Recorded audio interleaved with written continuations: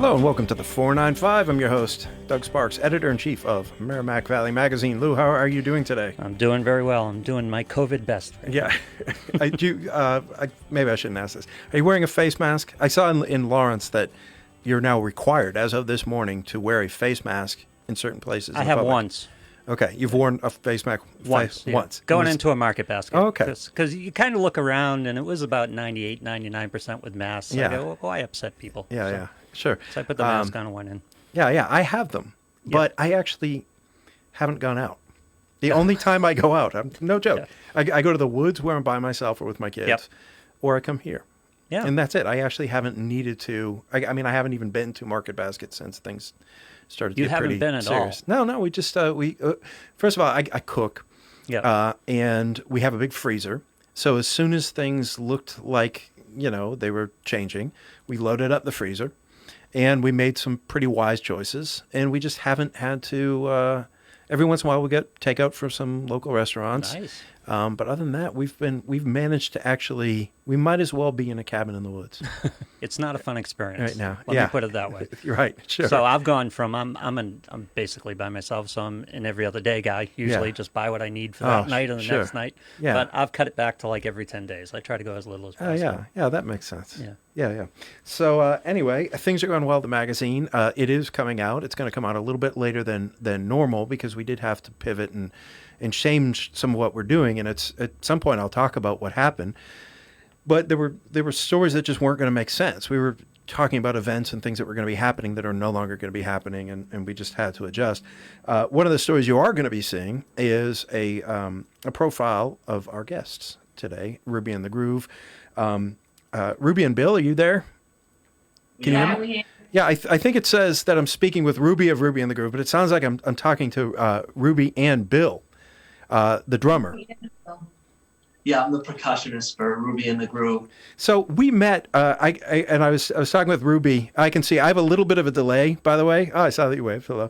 I have a little bit of delay here. So we met 10 years in one day ago in Lowell, because I used to photograph bands obsessively and photograph downtown Lowell and put it up on my Flickr account. And this is back in the MySpace era. Flickr account. Yeah. And I'm not taking it down because if I look through it, it's like this great time capsule of Lowell in that area from a decade and, give or take ago. And there's some kind of, and you know what I find interesting about the Flickr site is I took a lot of pictures of people when I barely knew them, but now I know them a lot better. Oh, yeah. So I remember, that was the girl who used to work at Brewed Awakening, and I took a picture when I knew her just as a barista, and now she owns a business or something. So it's just interesting to see how my relationship with people who I was taking pictures of evolved over time. But and do you remember who you were opening for 10 years ago? How funny is that? I remember the show. I want to say like Detention was playing. I think so. Maybe, I don't know if the Was Ben playing? Ben might have been playing that. I'm not sure. No. So this Detention was playing, and it was Los Wonder Twins of rap. But the headliner was Brittany Flickinger. Do you remember Brittany Flickinger? I know the name. So she was the winner of the first Paris Hilton reality show. And this was right when that show had ended and she had some sort of notoriety. But when she got into reality TV, she was a musician. So she was going to use it to launch a pop career. So you guys were first, then it was Detention, and then it was Brittany Flickinger. And part of the reason why I was, because you forget MySpace even existed. That's the way I'm like. It's like, it might as well have been 100 years ago, right? But Brittany actually used the picture I took of her as her MySpace photo. And I remember just being like, oh, that's kind of neat. This person from the reality show stole my picture, which I was flattered by. That's so funny. So anyways, a long time ago. And at the time, this was a different band. This was called One Love, correct? Yes. And it was just a duo. Yeah. So you guys have been playing music for a long time. Yes, sir. For how long? Sir. 20 years? Yeah, 20 I've been years. playing my whole life, my whole family. My brother Mike plays. My brother Mark played keyboard. And the whole family is musical. So I've been playing forever. We've been playing together for a long time too, in and out of certain bands. And, Right. It's been great. Yeah, the scene right now is really good, except for the past few months, of course. Sure. But Hey, Bill, how old were you when you started playing drums? I was probably 13, and then I stopped and did some other stuff, and then I came back to it with a passion. I always wonder about drummers and their relationship Yeah, with we all do. with their parents. Yeah, just in general. But your relationship with at the age of 13, what was that like? I mean, you said your family was musical. Were they tolerant of having a 13-year-old drummer in the house? You know what's funny? I'll be honest with you. My brother Mike plays, and he's kind of a phenom on drums. He toured and did marching bands, and he was really good. And he had a drum set in the living room, which was funny. Yeah. And then when I came up, I was more of like a hard rock metal type of drummer. And so my parents, it was two different stories. So, I was making more noise, and he was just so inclined musically anyway. I think they were, and plus he's the favorite. So I think they were more tolerant of him. But yeah, they must have had a ton of patience to put up with that. Did they soundproof the walls? Did they do anything like that? Not at all. It was loud as could be. So We did a lot of hip hop drums too and stuff like that. Yeah. Influence. Yeah. Like they're really hard, hard beats. I was trying to learn Jump by Van Halen, and I was probably wailing the drums as hard as you could. And yeah, God bless him for putting up with me. hey, and speaking of hip hop, is that a characteristic of the music you do? It seems to be like you're coming at this from many different genres. Doesn't seem to be any like you seem very open to all sorts of different musical influences. Is that fair to say? Definitely. Definitely. Both of our influences are hip hop. That's the basis of where we came from, hip hop and R&B, and it's just so wonderful to be able to explore and expand, different genres within that. But definitely keep that influence in that basis. Our guitar player, Tom Bean, he can play classical. He's into all different types of music.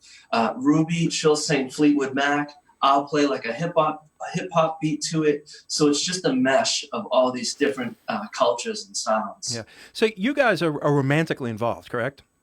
Yes. And you Yes. have been for like 2 decades, right? Yes. Right. Going back to you met at UML, is that right? Yes, that's right. So what's that like around the house? I mean, since you're like, are you constantly like, is your world completely centered on music? Is one of you singing in the shower and the other person's writing it down and figuring out Yeah. beats? Are you constantly creating? We're always singing. We're always writing or having ideas or passing ideas between each other. If we're eating together, he's like banging on the table, telling me to listen to this rhythm. We have like Friday night dance parties in the kitchen. Just playing different music. Right now we're in the basement. So I have a drum set here and a drum set over there, probably 3 or 4 guitars. All our friends play. The living room is another place to play, acoustic. Yeah. And then upstairs is the studio. Wow. So speaking of dance parties, Yeah. what have you been doing in the face of this pandemic? Obviously, you can't play live shows in the traditional way. Have you started to do anything online that people can watch? I did a fundraiser for thank you, Involved to Impact, which is out of Nashua, that was raising money to buy masks for the essential workers in the area and the first responders. But overall, the pandemic to be honest with you, has been like tough on my psyche.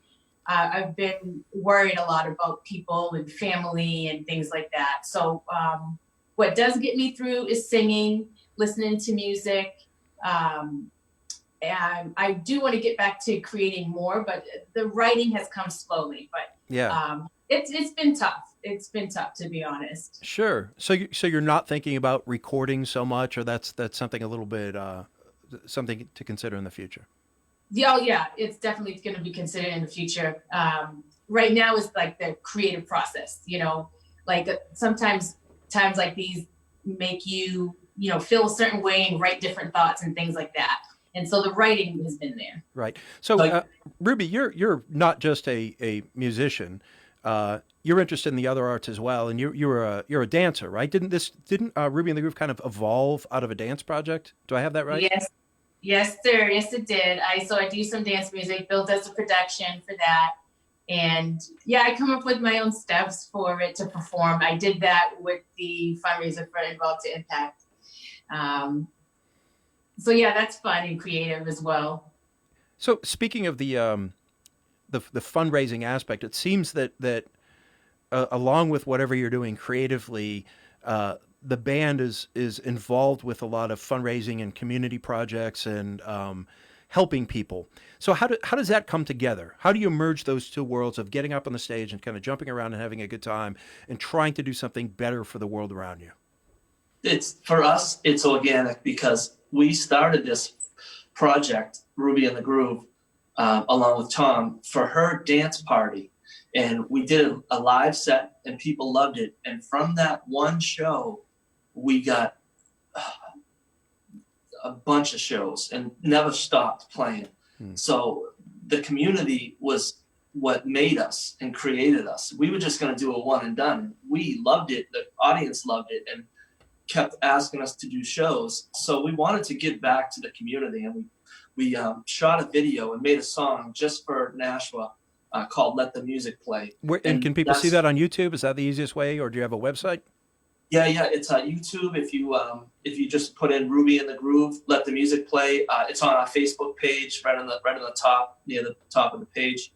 And so community, Mayor Donchis, the mayor of Nashua, is in the video. We have Paul Shea from Great American Downtown, a few other cameos. But yeah, we're all about being involved with the community and want to give back. And they've been so good to us. And even now, a lot of my friends are doing shows, and they're doing virtual shows where you can make a donation. So I'm offering what I can, because I know that for a full-time musician, it's really hard. So any way we can give back, we love giving back, and you meet so many cool people that way. I always say, if I'm going to have a circle, I want it to be people that are community, focused and have that mentality. Yeah. So you're in Nashua right now, correct? Is your house in Nashua? Yep. Yes. Okay. So and this is interesting to me because parts of the Merrimack Valley, like everybody assumes there's a music scene in Lowell, even if they don't hang out in Lowell, right? But there are certain places where we know things are happening, but if you live, say, in Andover or Newburyport, you might not know what's going on in Nashua, right? What's the scene like in Nashua? Where are the places where you've been playing up before the pandemic? What's the musical vibe in that city? We've been playing a lot at Rum Bar on Main Street. We've done a special show at Oddfellows with our original music set at Oddfellows Brewery. A couple years ago? Yeah, we did the opener at Stella Blue. We did a release party there, and we also did the Nashua concerts where they have community concerts. Yes, the New Muse Festival, Yeah. And then they had a was it the Rock Fest? I'm trying to remember. It was in September. Yeah, they have a bunch of different ones. Yeah, it's a couple different festivals that we did here on Main Street. Some of our favorite venues. I mean, Menus food. Menus and venues. On Main Street was Riverwalk Cafe. They brought their music scene back. Yeah. That's one of my favorite places to go see bands. So there's a couple of different bands that played in the area too. There's like Sonic Aviatics that plays in here in the Merrimack area. Harsha Armadillo. They play here, and they play like up in Portsmouth too. There's just so many good bands, and there's so much talent. And you say it's funny that you mention how would you know from a section to section or region to region. And quite honestly, Merrimack Valley Magazine is great about that. It seriously is. Capturing that. Yeah, I mean, we were playing Nolo, and I think you guys were saying that we were playing over there. That was like a Yeah. year and a half ago. Oh yeah, you guys featured us there for that. Yeah, Yeah, thank you. we do a news for people who don't know. We do a weekly newsletter called 8 Great Things to Do This Week, and it comes out every Thursday. Yes. And we're always searching for interesting bands and interesting creative people that are doing things and trying to highlight them. If it's on the weekend, and we'll include Thursday night, So if that was helpful, that's really cool. And it's great to me that you're like being okay being a Nashville band, because there seems to be sort of two approaches. There are people who sort of are very proud to be local and write from a local perspective, and then there are the people who sort of bill themselves as a band of just outside of Boston. Right? Did you have to consciously say, no, we're going to be a Nashville band, or we're going to be a regional band, and we're not going to pretend to be from, some hazy area just north of Cambridge or Boston? We went through that phase in the beginning, but we're embracing where we are. We just want to enjoy ourselves, and if you put any cap on it, or any limitations to what you can do, you're not going to have fun. Yeah. You're not going to be creative. So we're just grateful that the community responds to us and they like us. So we're going to give that love back. Yeah. So we're going to represent them, and we should be proud of where we're from. Yeah, I wonder if something like this pandemic is going to change people's perceptions of the music scene in that way. In other words, do we have? I mean, there was a time in the United States when if you were going to see music, it was going to be local. There was going to be people who lived in your town for the most part, and then there were occasionally kind of touring artists. But for the most part, music was all local. And I'm wondering if something like this re-emphasizes the local aspect of music and makes people like now eager to hear what their neighbors and the people, like the really talented, creative people that they may have been kind of ignoring or looking over, and now they're going to be turning and saying, what's going on in my backyard that's exciting and interesting? I think you're spot on. We just had this conversation, and I 100% agree with that. And there's so much local talent. It's unbelievable. Just because you don't see it, it's not in your face on the radio or on TV doesn't mean. There's so many local musicians that I love to see. And actually, I prefer to be able to sit 15 feet from someone and watch them play the guitar than 500 rows back in a big auditorium or arena. I stopped going to those shows because I love local music, and I think people are so talented. Yeah, sure. There's I think it's on Netflix. There's a documentary about the band The Grateful Dead, and they mentioned this transition in the band's history when they went from having some kind of intimate relationship to the audience, which was still kind of on a big scale, to suddenly playing these stadiums, and the heart kind of, like, they were having hits and they were doing well financially, but the heart kind of went out, and it became much more like work rather than some sort of creative expression for them. And I think this is sort of common. To me, it's almost obvious. Of course, you want the guitarist to be able to look you in the eyes and get a feel for the room and say, okay, everybody's a little contemplative tonight. Let's do something contemplative. Or no, everybody's pounding beers. Let's have a good time. We're gonna speed up the tunes a little bit, and we're gonna have a good time. And you can react in this sort of immediate way to the people in front of you. Absolutely. I would say even for the bigger artists that I have seen, when they were later in their career, and I seen them later, they were in smaller venues, and I enjoyed the show more, and I remember the show more. It was more intimate. I was more up close with them. It was amazing. Right. I remember those shows more, and Absolutely. I remember those shows the best. Yeah. So I understand you guys might be able to play some music for us. Is that right? That's right. Yes, okay. Sir. So how many tunes do you think we should do? We have 2 songs ready. 2 was perfect. That's the number I was hoping to hear. All right. So if you're ready, I'm going to sit back and cross my arms and enjoy listening to you play, and we'll let you have the floor. All right. All right. Let's get started. All right. Well, this will be fun. This is something we didn't expect. Well, we expected it, but we'll see how this goes. Yeah. This is a first. Yeah. You guys go whenever you're ready. We're just talking while you guys get set up. So we do want to give a shout out to our guitar player, Tom Bean. We wish he could join us today.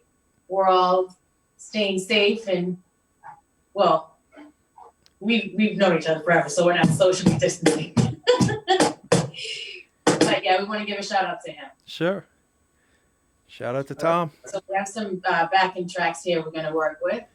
This is a song that was dedicated to Nashua and Main Street and just this surrounding area, local musicians, and the community in general. It's called Let the Music Play. You ready? I'm ready.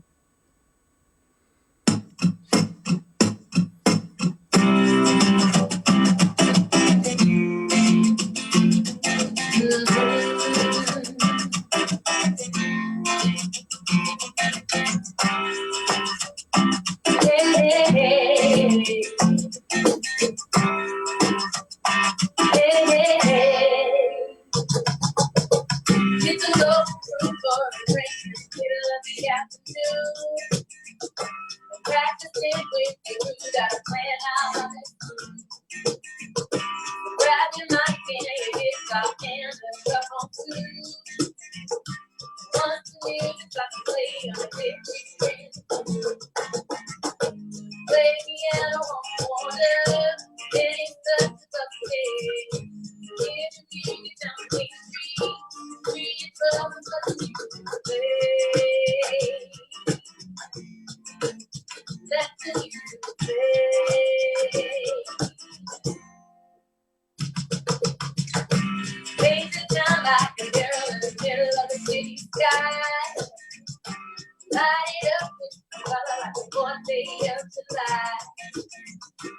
Now we're here all together and it's time to celebrate. Gonna rock the crowd for tonight, yeah, for a 60 play. People watching on the corner as you're closing out the day. Sitting green on the sidewalk, free your troubles of the music play. Hey, hey, hey. Hey, hey, hey. Hey, hey, hey. Let the music play. Hey, hey, hey. Hey, hey, hey. Hey, hey, hey. Now the end of the night, it's time to wind it down. Gonna cap it off at the coolest GTC in town. Before they close all the lights, got time for one more kid. No, you don't have to go home, but you can't stay here. We can come in the corner and as it vibes I swear. Yeah, the vibes can over. Free trouble, but the future play. Hey, hey, hey. Hey, hey, hey. Hey, hey, hey. Let the music play. Hey, hey, hey. Hey, hey, hey. Hey, hey, hey. See the sun going down, it's a bridge to the city sky. Feel the color of the rain, it to be alive. Close your eyes, let your light go out, take people away. Reminisce on the days stay. Let the music play. Hey, hey, hey. Hey, hey, hey. Hey, hey, hey. Let the music play. Hey, hey, hey.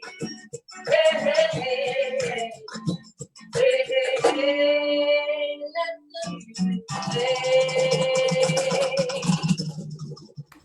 Hey, that was great. Thank you. This song is called. Oh, should we go right into the next one? Go right into the next one. Keep it Oh rolling. yes, we should. How are the levels? Can you hear her? Yeah, we need a little bit more of her, but it's pretty close. Yep. All right, let me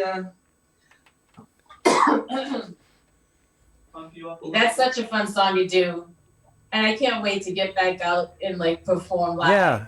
You know. Yeah, this is Kristen Cole in her profile that's coming out in the next issue of MVM mentioned how much of an emphasis you place on live performance and interacting with the audience. And you know, that's I'm sure people are really going to be looking forward to the opportunity to go out and we'll have a big party when this thing is That over. would be great. Absolutely. That would be great. I mean, it really has made me grow as an artist.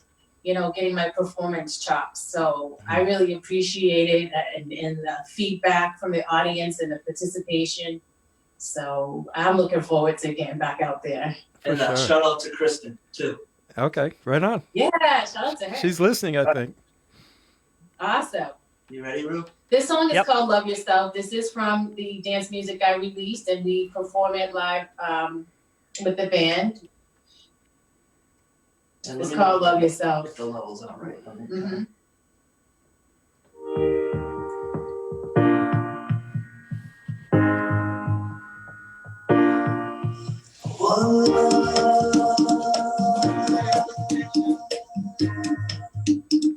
Come with it. Gotta love yourself for everybody else. Don't let nobody tell you are less than what you're worth. And if they try to hate, just recognize the game. Brush them off your shoulders, keep it moving, don't explain. No love, no explain. You don't have to say a thing. When you feel there is pain, you don't have to be real love to be loved. You love to be loved. You give love to be loved. Love yourself to be loved. I know I make mistakes. I know I make mistakes. Had my own share of it. Had my own share. You search for a life, you search for a friend. You get out what you get, so they show that you're there. Make it hard to yourself unconditionally. What you want in return. Wanna be loved, to be loved. It's your love to be loved. You give love to be loved. Love yourself to be loved. Love to be loved. Got to love yourself to be loved. Got to give love just to be loved. Got to love yourself to be loved. Got to give love just to be loved.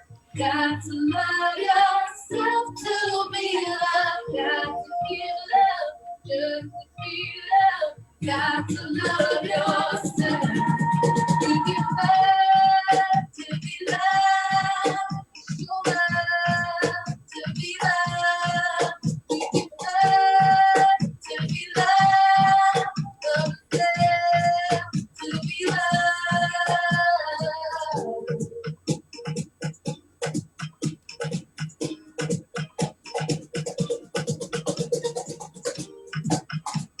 Oh yeah, oh yeah, yeah. Got to be loved just to be loved. Got to love yourself to be loved. Got to be loved just to be loved. Got to love yourself. Hey. Hey. All right. Hey. That was great. That was fantastic. Hey, Thank you so much. who writes the lyrics? Me. Yeah. No, I get help, but yeah, I write out a lot of lyrics and just try to write out what I feel. He helps me tweak them, and something could be better. He definitely helps Sure. me with that. Bill helps with that. But it's just a lot of things that I just try to say from the heart, just like anyone else. And I just hope that people can relate to it and understand it, and have fun with it. Did you decide to be like a positive band and to emphasize that aspect of music? 'Cause it seems like a lot of music deals with darkness and fear and anger and other aspects of human experience. And at least to me, it's kind of refreshing to hear people who are just focused on the more optimistic qualities of life. Did you decide to do that, or is that who you are? I'm very much an optimistic person. I obviously have my worries and fears just like everyone else. And then I have to talk through them and say, okay, well, what can I learn from this? What's the lesson here? You know, like Love Yourself is basically a letter to my younger self. And it's from experiences with friends and family and, you know, boyfriends in the past that, you know, where the situations weren't good. And then I said, well, okay, well, what can I learn out of this? You know, I need to learn to love myself. I need to learn to only let people in my life that treat me well. So that's the positive outlook. And I want it to be an influence for younger girls so they don't have to go through, you know, those same things and trials and tribulations. They know that to just focus on people that love them and you know, give love back. Yeah, show love where you get love. Absolutely. Sure. So actually, you mentioned something, and I'm curious about that as far as the makeup of the audience, because there are certainly bands that I know of that get more like an all male audience. Would you say your audience is mixed? Is it like a mix of age ranges? What do you tend to see? Is there a demographic that you see at your shows? Well, I do the media, so I can tell you exactly. It's pretty much 50-50. Mm-hmm. It's like 48 to 52, or it's pretty much 50-50. I think maybe the women have it, maybe because we have a female lead singer. Yeah. But it's pretty much 50-50. And you know what? That's another good thing about, you talked about being a positive band. I don't think it was a conscious decision, but we like to hang out, make music, hang with our friends, drink beer. Or just be positive and productive anyway. Yeah. Right? So that's the audience that we attract, which is great, because if I'm going out, I want to hang out with those people. Yeah, yeah. And those are the people. I always look at it like, I shouldn't say this, but when we go to a paid gig, I'm like, hey man, this place is paying us to rent out their spot and have all our friends come over. Right, right. We couldn't host this many people at our house, so this is perfect. It's a party. Yeah. So even though it seems like you're extremely comfortable in the live performance environment, what do you have plans for recording something beyond let the music play? Is there a CD or something streaming in the future that we should be aware of? Yes, of course. Like that is something that I want to get back to, and we will get back to. We're gonna have another chance. We're gonna be working from home for like another month, so It's like we had the first month to get through some, trials and tribulations with this pandemic, and now it's time to exert those feelings and put it into writing and recording. Recording is a whole nother beast. Like as an artist myself, I got my chops with performing, and I feel very comfortable with that now. And I want to do better with recording. There's so many tips and tricks to vocals and things like that I want to get into and do better. And I can't wait to tackle that. It's funny because you've been doing this for 20 something years, but you're still talking about like refining and learning and almost taking kind of a student approach. Yes. Does that keep, like, why, is there a benefit to that? Does it keep things perpetually fresh? Or is it humility? Like, where do you think that comes from? Part of it, I had to learn that. Speaking of learning and being a student, because you spoke earlier about, focusing on, being in the area in a local band where other people focus on, if they're not, worldwide or nationally known, maybe they want to give up on music and not do music, or you didn't say that exactly, but sometimes that's where it goes, Right. I know for me, I decided to focus on just how can I be better? How can I continue to learn as an artist? Even as a young child, when you dream about what you think success is, you learn that you can't get there without putting in the work. So you're always going to be learning. You get humbled for sure. So I am very satisfied right now with just continuing to learn and be better. I've seen the growth in myself. I've seen the growth in my band, and I'm just looking forward to more growth. We've done studio projects that came out really well and recordings that came out really well. And I always say they can be better. I hear things now, and I'll listen to other examples of other artists that I look up to as far as live musicianship, like a Stevie Nicks and a Fleetwood Mac or something like that, or even more current bands. But and I'll hear how they record. I hear certain sound recording or sound engineering tricks, and I'm like, I want to sound like that. You know, I want to get better and better and better. Yeah, yeah. So, Lou, do you have any questions for our guests? Yeah, I want to know, you guys are a couple of cohabitating professional musicians with a wide range of tastes. So when you're in the car together, when there's music on in the house, so you get the sound system set up and there's music going through, what's the music that endures the both of you that you both can listen to casually, and where are the problem spots? What does Ruby like that you can't stand? And, where are the pros and the conflicts in your musical tastes? I like everything. I listen to Fleetwood Mac, Amy Winehouse. I listen to hip hop, even EDM, dance music. I love classic rock. I'm in a classic rock band on the side. Shout out to Third String. But I will say she loves like Mariah and dance music, and it's great. But wow, 24/7. No, you can't say that. I was just gonna say, let's not say what we don't like, right? 'Cause I don't want to like exclude anyone. It's all good. No, it's true. I grew up listening to Mariah and Celine Dion and just all these belters. So yeah, it can be tiring. Yeah, it can be tiring. Even in I my know all house, the lyrics. Yeah, all yeah. the- He knows like all of Mariah Carey song lyrics. You spoke with him about how he grew up in his household. Like my household was me belting at the top of my lung to Mariah to notes I couldn't hit yet, or can't still hit, but I tried. So my brothers growing up, they all knew Mariah Carey's lyrics. So yeah, there's some things that do get tired, but I still have fun with it. All right, what gets tired on his side? I'm not going to let you off the hook on that one.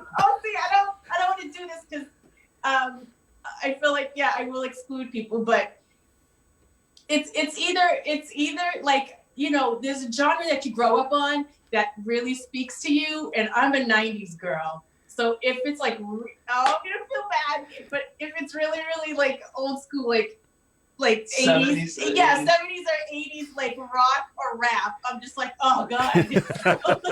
Hey, everybody has their own taste. It's okay. As long as we understand that. And then the thing is, our tastes change over time. There's stuff that I loved as a kid that I don't care for now, and vice versa. There was stuff that really that didn't speak to me at all when I was 15 that I absolutely love, and that's okay. And there's things that speak to people for a variety of reasons, and that's but it's also okay to have you can't listen to everything. You can't enjoy every type of music. You'd go insane. Right? You need to be able to live with certain bands and certain songs for them to develop meaning over time. That's equally valid, I think. What's even weirder is I love blues, and I love blues guitarists, but 2 songs and I'm out. That's it. Yeah, I'm done after the second song. That's all I can take. Yeah, I personally listen to some extreme. I like a lot of non-extreme music, but I listen to some really extreme music that my wife cannot stand, to the point where she will leave the house if I'm playing it, and she'll sense it in the driveway. She'll pull in, and I'll see her waiting, and it's like she somehow knows that I'm listening to like Japanese noise music or something like that, and I get the text like, give me the all clear when I can come in. That's the way it goes. And then we have our stuff that we both enjoy, and it's fun. That tension creates a lot of fun and a lot of humor, I would say. For sure. I hope so.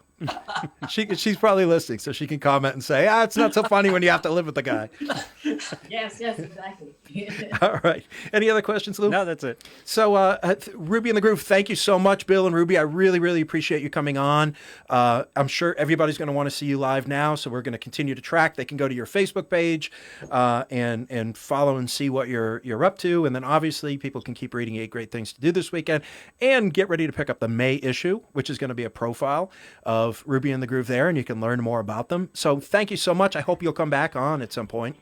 Definitely. This was so much fun. Yeah, it was great. Next week, it's going to be Metric Mark, who's like the Bill Nye, the science guy of the Merrimack Valley, and he's going to be talking about science education for kids. So if you have your kids at home and you're kind of thinking about how to teach them about science, this show is going to be for you. We're going to talk to Metric Mark next week. Thank you so much, everybody. I appreciate it. Thank you. Bye bye.